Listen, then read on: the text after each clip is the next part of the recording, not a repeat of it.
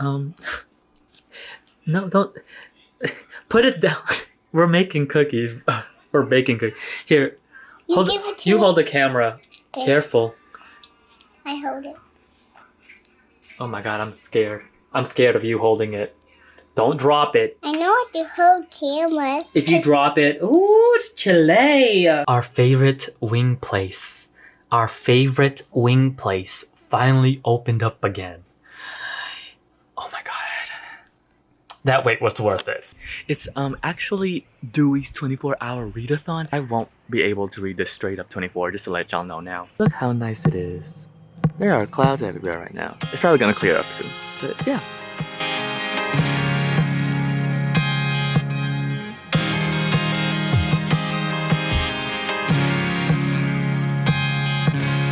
This was actually one of my first like readathon that I've ever been exposed to, that dealing with books. So yeah, I just remember finding, I was like, wait, reading for 24 hours straight, which is really hard.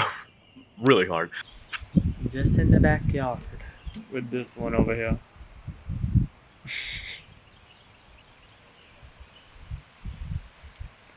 Bullet, you're not hot.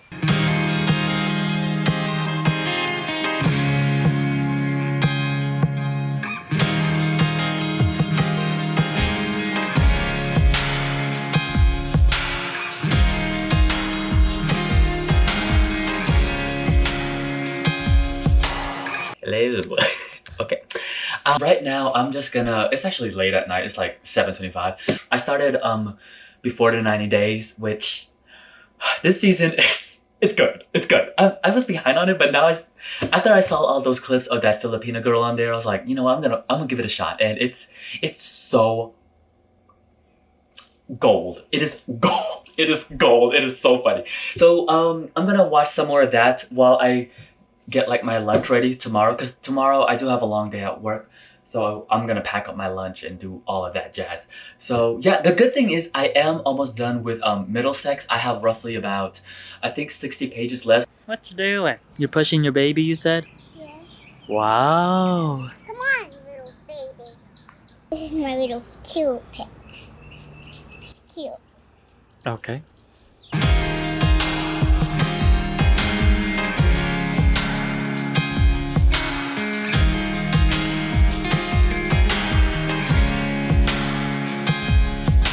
Lean back a bit. Oh, careful, the camera. Oh, okay. Hi. Hi. Okay, so this is a big bowl. A bowl of fruits, okay, y'all. A bowl of fruits, which there's strawberries, apples, and then there's two type of oranges. One is navel. I don't know what the other one is called. I'm also gonna finish. Y'all, I'm so close. Look at it. Look.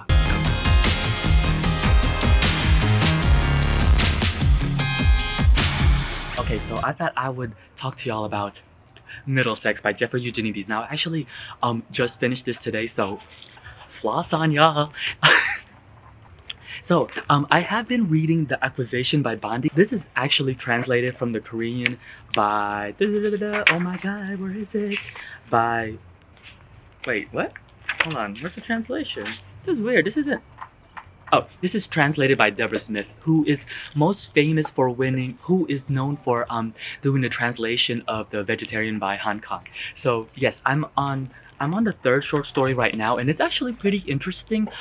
If anything, North Korea is one of those things, since we don't know that much about it, it has this air of mystery. So before I talk about Middlesex, the next book that I will be reading is American Psycho by Bret Easton Ellis. I am finding a lot of audio things right now, just to let y'all know. My dog over here is slurping his water. My next door neighbors are having a party. What else is new? So they're blasting music like usual. Yeah, I'm finding a lot right now, and the sun is setting, so there's that. So I just finished this, and let me just say, it is one of my favorite books that I have read this year. It is freaking fantastic. This was incredible. This is such a great novel. Oh my god, I love it. And now I'm really excited to read Eugenides' other works, especially The Virgin Suicides. We'll see how that goes. This is about Cal, and Cal is actually intersex. Now, in that regard, they do use some words in here. I'm not sure, since this was written a while back. You know how language evolves and changes? I think this is one of those books where it is definitely of a little bit of its time in that regard. From my knowledge, now correct me if I'm wrong if about anything of this, please let me know so I can be mindful about it, is that the words, from my understanding, they do change. Like there are parts in here where Cal references several things or like some aspect of sexuality and gender that I was like, is that even referenced today? So that is a little bit of that's what I mean by it's a little bit of its time, because there are words in here that they use. I was like, Cal is actually intersex. When he was born, he was assigned female at birth, and so growing up in the environment that he was in, it was very girly. This is actually about Cal referencing his whole family. So we trace his lineage back all the way to his grandma and his mom and his grandpa and his dad, and it is fan freaking tastic. The characters are so freaking good. As I mentioned before, this book is incredibly engaging. From the beginning to the end, I was so engaged of how the story was going to be told and what these characters were going to go through. I love the characters. They were so different. And as I mentioned in the previous part, there was that part where I said that there was a kind of a reveal. There is a reveal in here towards the end that I thought was like, what in the world? I was like, whoa. Because what the character does is actually something that the character would do, and I was like, drama.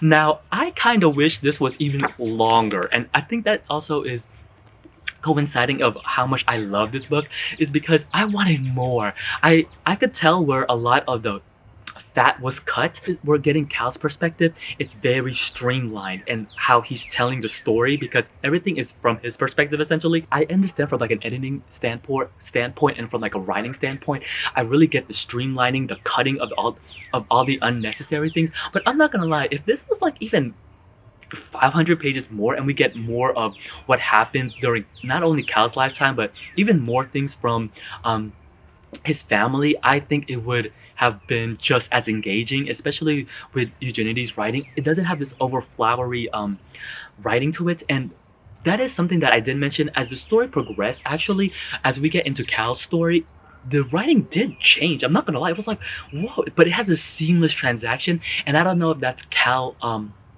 finding himself, but also the way that this term of Middlesex is used, and that is my favorite part. The way that this term Middlesex is so thought out. It is my favorite aspect of this whole book. Now, Middlesex, in regards to someone who is intersex, this was the most like just mind-boggling part about it, because yes, Middlesex, like when you first initially think about it, it's like male female, like in the middle type of thing, but that's not actually it. Middlesex is actually the reference to the house that they buy. Now, the word of actually the aspect of being in the middle is incredible. If I were a professor, which I'm not, but if I were a professor or someone writing about this novel, that's what I would talk about. The aspect of everything in the middle, which was mind-boggling after a while. And I love the way that Eugenides makes references to all the Greek mythology and whatnot. Oh my god, that was my favorite aspect. I love that. I ate it up. Like the Minotaur, like that's something that is a creature who is in the middle. When Callie is between a brother and a sister, like that's also in the middle. With the Civil War, the disagreement between Turkey and Greece, like there's so much in the middle of the book is when Callie is born. Like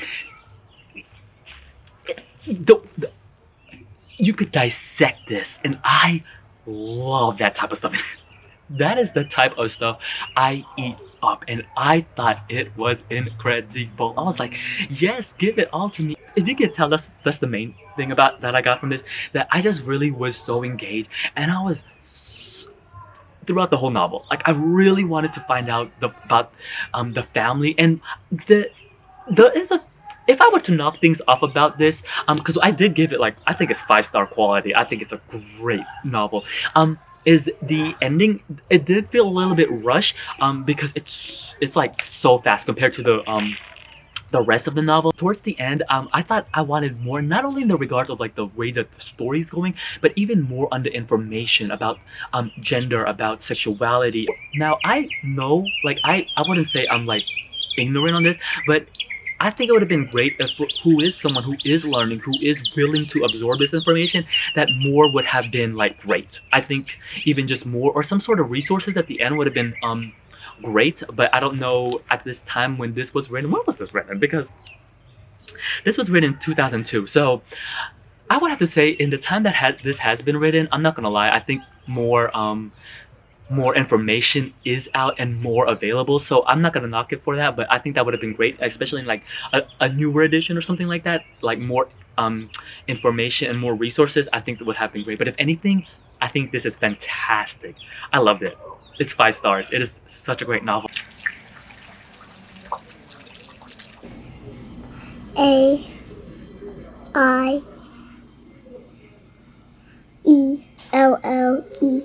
Wow. What else did you do? You took a nap? I saw the picture. Okay, we gotta hurry because it's raining. We better run. Don't run too fast now. Oh my goodness. Oh my goodness. Okay, so I thought this would be my goodbye clip. It's a really nice day today, like usual. It's a little cold, but I thought I would end, because today's actually the 30th, and I thought I would end this a little bit early so I could have time to upload it and whatnot, and let y'all know how the reading is and what's coming up next, basically within the next few weeks and what. First off, it's Najiri from Onyx Pages. Go check out her channel. It's actually really cool. She mainly talks about speculative fiction, especially dealing with the Black diaspora. Her birthday is actually on May 1st, which when I'm uploading this, and she's actually having a live show. I believe it's at 7 p.m. Eastern time, which is here. I'm gonna try to catch it, but I'm gonna do my best, but we'll see how it goes, because that's really close to Drag Race, and I have a schedule. I have a schedule on Fridays. Like, I got to watch it live. Otherwise, I will be spoiled, and I don't want to do that. I did finally finish The Book of Men Poems by Doran Lowe. This, you know what? I did enjoy this. I think there's 2 parts in here. The first half felt as though it had like a more of a thorough, like the poems anyway that is collected in here. It has more of like a streamlined theme and flow to it. The second half I felt was just like I didn't love as I didn't tab as much as I did. My favorite one in this collection is, as I mentioned before, it's called The Secret of Backs. This poem is so sexy. Like, this is a sexy poem.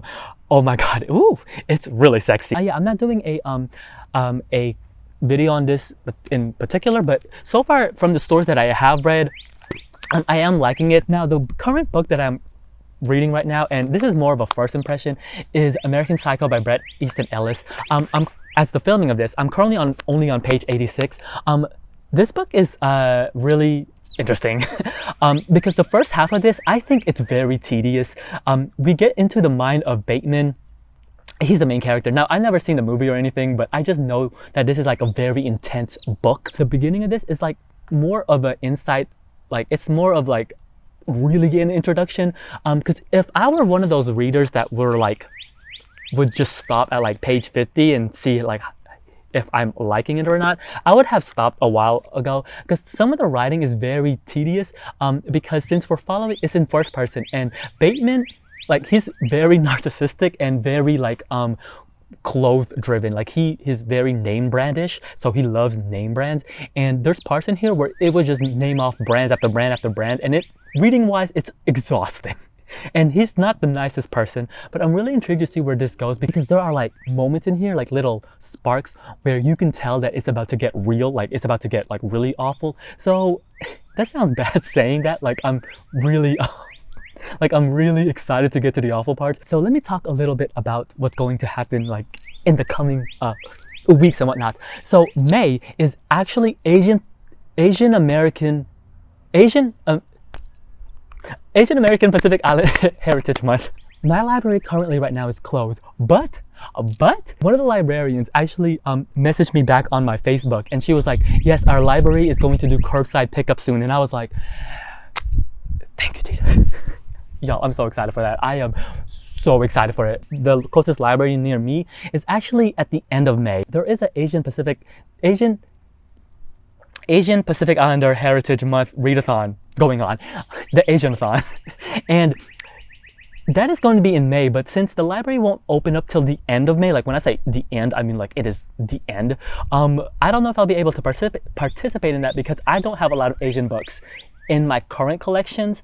I mainly just get those from the library. I'm a huge proponent of the library, if you can't tell. But so I have to wait for that. So I thought I would read a little bit more Asian books in June, if anything. And that goes piggyback to what I am about to talk about. So, and why I brought up Nigiri. Now in May, there is also the Tome Topple. It's a read-a-thon for 2 weeks to read books over 500 pages. Now, one thing that I am really noticing is that TBRs for me personally are really helpful. I don't know what it is, but ever since I started sticking to a TBR, follow it, boop, boop, boop, boop, boop, but more of a TBR, but like I have options, I feel as though there's this momentum, this is like propelling me to read, and I really love that. And I think it really helped me making this TBR for the Owls Readathon. Tome Topple. Now, one of those books are the Diviners, and that book is huge. So that will actually count within it because I am actually going to keep going on with my Owls TBR. So yay. The reason why I brought up Nigiri was because of this. So a while back, me, her, and a group of other booktubers attempted to read Dahlgren by Samuel R. Delany. This book, I got, as you can tell, this is my old bookmark on here, and I still haven't taken it out. I actually got a big chunk of it in, and I say big because this book is huge. It's over 700. Good God, it's actually 800. Jesus Christ. It is 801. This could actually technically count for March of the Mammoth because that's 800 pages and above, but Tome Topple is like 500. So I attempted this. This book is a lot. Like, it is a lot. This is about a man who wakes up in this, this is like high fantasy, like for real. And he wakes up and it's basically in this world where it's like a post-apocalyptic Mad Max furry-ish, but it's like very queer. It's like, if I had to choose 3 words, it would be gay leather daddy. Like, those are the 3 words I would describe it. But something about it was so like mesmerizing reading it, I just gave up. I mean, unfortunately, also everybody else in the reading group didn't finish it also. If I'm following the TBR for the Owls and the way that the Tome Topple will fall, I can actually include the Diviners and this with Tome Topple, but still coincide with the Owls Readathon TBR. It's gonna be great. So I'm going to attempt this again in May, and that's why I brought up Nigiri also. Also, since it's her birthday, I was like, oh wait, I'd never actually finished Dahlgren. This book was, y'all, mesmerizing. It was like, it's wild. I hope I explained everything correctly, or like how it's going in my mind. Like the way it's processing anyways. Even though I didn't finish all the prompts for the readathon, I think this readathon was overall a success. And it was actually really fun. I loved the filming aspect, and but also seeing everybody's stories and like posts about the readathon, like their vlogs and whatnot. I really enjoyed it. So I thought, if anything, this was a success. So yes, if you did the readathon, let me know. Yeah, that's about it. Whew. I've been talking for quite a while. Y'all see him? What's he doing? I don't know. I'll leave links to Nigiri's live show if you can make it. This should be uploaded before the actual time of hers, I believe. So yes, until then, I'll see you guys till next time. Bye. Say bye, Bullet. Bullet, come here. Say bye-bye. Sit. Oh, wow. Y'all, wait, don't lick me. I don't like it. We actually never have a video or like a picture together, so this is the first time. Say cheese. Look at the camera. No, okay. Don't lick me. I don't want to be kissed.